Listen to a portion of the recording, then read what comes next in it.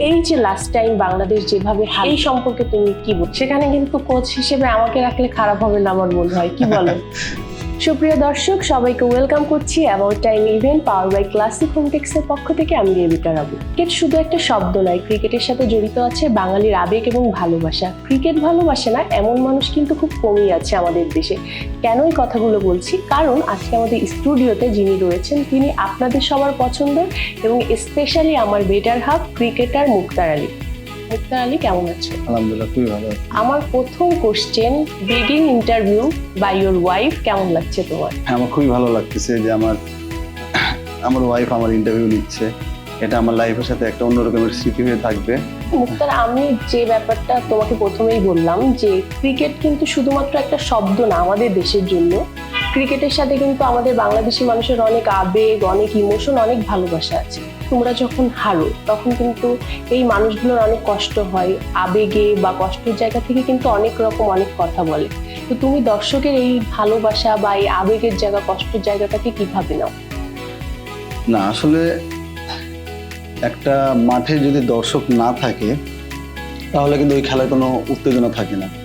সবচেয়ে ইম্পর্টেন্ট ব্যাপার হচ্ছে যে যখন দুইটা টিম খেলে তখন দুইটা টিমেরই কিন্তু আলাদা আলাদা দর্শক থাকে। তো দর্শকরা হচ্ছে মাঠের একটা প্রাণ। তারা যদি না থাকতো তাহলে কিন্তু আমাদের ক্রিকেটটা তো গ্রো আপ হতো না। তাদের কারণে কিন্তু আজ ক্রিকেটটা তো গ্রো আপ। তো একজন দর্শক তার রাইট আছে, আমি মনে করি যে একটা প্লেয়ার যখন ভালো খেলে তখনও সে লেখে, যখন সে খারাপ খেলে তখনও সে লেখে। তো তার রাইট আছে লেখার, আমি পার্সোনালি বলবো, এবং তাদের কারণে আজকে ক্রিকেটটা বেঁচে আছে। এটা আমি পার্সোনালি বলবো, it's okay, no problem. So last যে ইউএ টিমের সাথে বাংলাদেশ হারলো, আমার কাছে মনে হয় যে খেলা মানেই তো হার জিত, এটা থাকবে ডেফিনেটলি।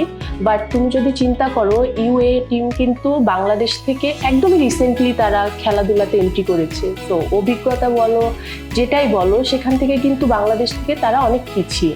ছোট করছি না আমি, বাট যদি তুমি এক্সপিরিয়েন্সের কথা চিন্তা করো, এই যে লাস্ট টাইম বাংলাদেশ যেভাবে হারলো, এই সম্পর্কে তুমি কি বলতে চাও? আর সবচেয়ে ইম্পর্টেন্ট জিনিস হচ্ছে যে যেটা তুমি বললা যে ইউএই টিম কাছে বাংলাদেশ টিম হেরে গেছে। আসলে টি-20 গেম যে কেউ জিততে পারে, যে কেউ হারতে পারে, বাট বাংলাদেশ টিম যে ইউএ এর কাছে হেরে যাবে এটা কেউ মেনে নেওয়ার মতো না, আমি মনে করি। তো বাংলাদেশ টিমের আমি মনে করি যে এই জায়গাগুলো, দুর্বল পয়েন্টগুলো কাটিয়ে ওঠা উচিত তাদের, এবং তাদের আর স্ট্রংলি ব্যাক করা উচিত। অ্যাটলিস্ট ছোট ছোট টিমগুলোর সাথে যদি না জিতে, বড় টিমগুলোর সাথে তো অনেক চ্যালেঞ্জ একটা ব্যাপার থাকে, একটা কঠিনের ব্যাপার থেকে, যেটা টি-20 ম্যাচ বিশেষ করে। তো খেলার ধরন চেঞ্জ করতে বাংলাদেশ টিমের, বাদ বাকি হেরে যাওয়ার ব্যাপারটা সবচেয়ে ইম্পর্টেন্ট। মানে আমি বললাম যে খেলা মানে তো হার জিত থাকবেই, বাট ইউএ টিম যেহেতু একদমই নতুন, সেই ক্ষেত্রে আরেকটা ব্যাপার, মুক্তা, তুমি যেহেতু ক্রিকেটার, তোমার কি মনে হয় যে একটা ক্রিকেটার টিমে খারাপ খেলবে কিন্তু সে কি খারাপ খেলার পরেও কি তার সেই জায়গাটা ধরেই রাখা উচিত? মানে অন্য কাউকে কি সুযোগ দেওয়া উচিত, নাকি সবাই তো চায় তার পজিশনটা আটকে রাখতে, কিন্তু যেহেতু ক্রিকেটটা আসলে সবাই, তোমরা কি বলো, ক্রিকেট কেন খেলো? দেশের জন্য খেলো। তো দেশের জন্য খেলা মানে কিন্তু তোমাকে স্যাক্রিফাইস মাইন্ড থাকতেই হবে যে তোমার ভালো খারাপ টাইম যাবে। তো তুমি দেখতে পাচ্ছ যে তোমার খারাপ সময় যাচ্ছে, তারপরেও তুমি আঁকড়ে ধরে ন্যাশনাল টিমে থাকবা, এই মনোবলটা কি একটা ক্রিকেটারের মধ্যে থাকা উচিত কিনা? না, বেসিক্যালি এটা ক্রিকেটার মনোবল বলে ইম্পর্টেন্ট না। ইম্পর্টেন্ট ব্যাপার হচ্ছে যে কোচ, ম্যানেজমেন্ট তারা কি চাচ্ছে। আমাদের সময় যেটা হয়েছে যে আমরা ন্যাশনাল টিমে গেছি, লম্বা টাইম ছিলাম ন্যাশনাল টিমে, হয়তো বেশি দিন ম্যাচ খেলার সুযোগ হয়নি, বাট কষ্টকর ব্যাপার যেটা হচ্ছে যে আমরা খারাপ খেলছি কিনা বাদ দিয়ে দিয়েছি, সেকেন্ড কোনো অপশন দেয়নি আমাদেরকে। বিকজ তখন তারা স্ট্রিক্ট ছিল, খারাপ খেললে হয়তো সুযোগটা কম দিবে, বা যাদেরকে লাইকিংস এর একটা ব্যাপার থেকে ক্রিকেটে লাইক যাদেরকে করতো তাদেরকে বেশি সুযোগ দিত। তো এখনো স্টিল দেখছি ব্যাপারগুলো হয়ে আসছে। কিছু কিছু ক্রিকেটার আছে তাদের নাম বলতে চায় না, বাট স্টিল তারা খারাপ খেললে ন্যাশনাল টিমে সুযোগ পাচ্ছে, কন্টিনিউ খেলতেছে। বাট এই সুযোগটা যদি পার্সোনালি আমি যদি পেতাম, তো আমি ইনশাল্লাহ অনেকদিন ক্রিকেট খেলতে, ন্যাশনাল টিমে সার্ভিস দিতে পারতাম লম্বা টাইম। ক্রিকেট খেলা শেষে তোমার ফিউচার প্ল্যান কি? ফিউচার প্ল্যান হচ্ছে যে ক্রিকেটের সাথে থাকা, ক্রিকেটকে কিছু দেওয়া, নেক্সট কিছু আমার মতো কিছু অলরাউন্ডার প্লেয়ার তৈরি করা।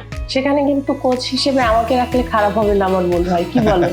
ম্যাচের আগের দিন রাতে তোমার যে প্রিপারেশন তুমি নিতে বা যে টেনশন গুলো তোমার কাজ করতো, সেম যে এখন 20-22 বছর ক্রিকেট খেলছো, সেই সেম ফিলিংসটাই কি থাকে এখন still?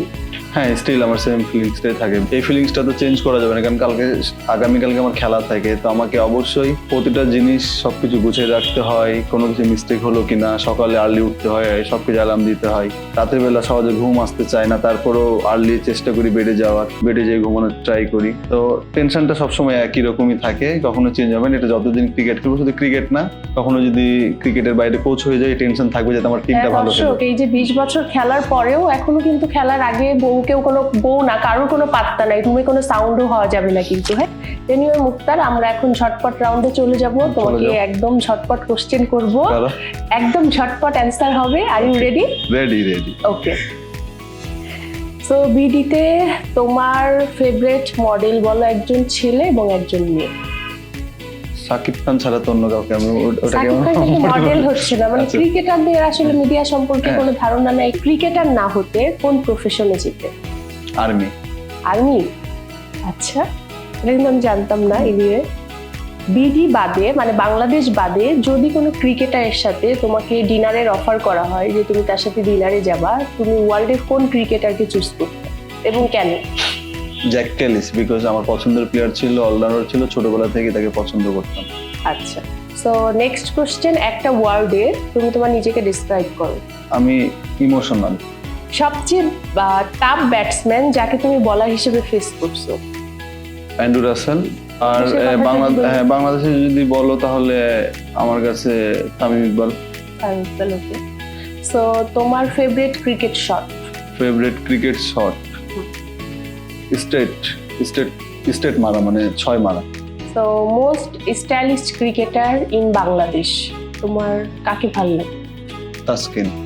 So who is your cricket idol, যাকে দেখে তোমার ক্রিকেটে আসতে মন চেয়েছিল বা ক্রিকেট খেলার পরে যাকে তোমার খুব বেশি ভালো লাগে, এরকম একজন আইডলের নাম বলতে পারো? বেসিক্যালি তো আমি তো ছোটবেলা থেকে আমার বড় ভাইকে ক্রিকেট খেলতে দেখতাম। বড় ভাই ক্রিকেট খেলতো, ওনাকে দেখে বেসিক্যালি হচ্ছে ক্রিকেটে আসা, যে ভাইয়া ক্রিকেট খেলে। সো মুক্তার, দেখতে দেখতে আমরা একদমই অনুষ্ঠানের লাস্ট পর্যায়ে চলে এসেছি। সো অ্যাবাউট টাইম ইভেন্ট সম্পর্কে যদি তোমার কোনো কিছু বলার থাকে, এবং আজকে আমাদের অনুষ্ঠানে এসে তোমার কেমন লাগলো দর্শকদের উদ্দেশ্যে যদি কিছু বলো।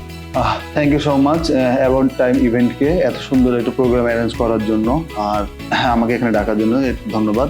আর সবচেয়ে ইন্টারেস্টিং ব্যাপার, আমার ওয়াইফের এত সুন্দর একটা মোমেন্ট তৈরি করার জন্য অ্যাবাউট টাইম ইভেন্টকে ধন্যবাদ। সুপ্রিয় দর্শক, আমি রাবু আজকে এখানেই বিদায় নিচ্ছি। সবাইকে অনেক অনেক ধন্যবাদ আজকের আমাদের এই সুন্দর প্রোগ্রামটা দেখার জন্য। সবাই অবশ্যই অ্যাবাউট টাইম ইভেন্টের সাথে থাকবেন, সুস্থ থাকবেন, ভালো থাকবেন। আল্লাহ হাফেজ।